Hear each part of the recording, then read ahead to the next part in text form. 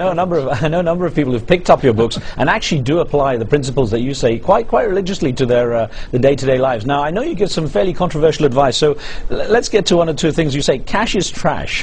What do you mean by that? Well, I said that about in 1981 I started saying that, and I got crucified for that. If you read Rich Dad, Poor Dad, I said your house is not an asset, and all my real estate friends, don't send me Christmas cards, or they hate me now for saying that. And I said savers are losers. And the reason for that is you look at the Federal Reserve Bank of the United States, they've printed more money in 2009 than they've printed in the first 100 years of existence. So every time the U.S. prints this counterfeit money called the U.S. dollar, it really robs you and I of our wealth. So savers are losers because, for every dollar the Fed prints, that means your dollar is worth less in savings. That means your labor is also less in savings. But it also means you'll pay more in taxes to pay the interest on that funny counterfeit money, and then you'll pay it again in higher inflation. As you notice, gold keeps going up. So that's why I say cash is trash, simply because in Conspiracy of the Rich I wrote about how in 1971 President Nixon took the dollar off the gold standard, which basically made all currencies, whether it be the yen or the euro or the shekel, it makes it worthless.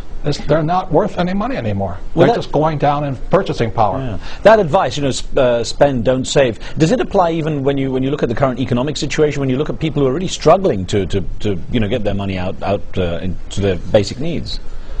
Yeah, it's really tragic. America had the lowest savings rate in the world, and then this crisis hit. Now they're the highest savings rate, and they're doing exactly opposite. And that's my whole point. If you knew what you were doing right now, I would be buying silver instead of trying to save dollars, because silver, for the first time in world history, if you knew, financial education is knowing a little bit of world history. Today, for the first time, there is more gold than silver on planet Earth. So gold's at $1,100 and silver's at $18. Well, silver's the biggest bargain on history. So I wouldn't be saving dollars. I would be shifting into silver or oil or gold. I feel the market's moving as you say that.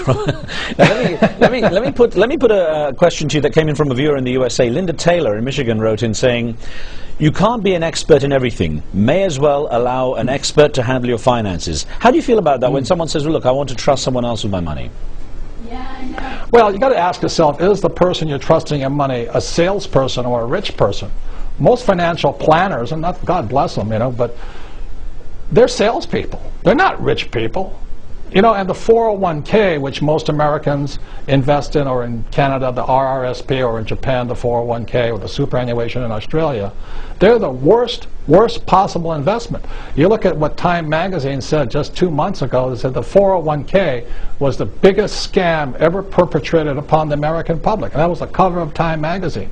And I've been saying that all of these years. You look in 2002, I wrote Rich Dad's Prophecy, and I said the 401k was ripping people off. So what's happening is people are turning their money over to people they think are financial experts, and I question what an expert is, including myself.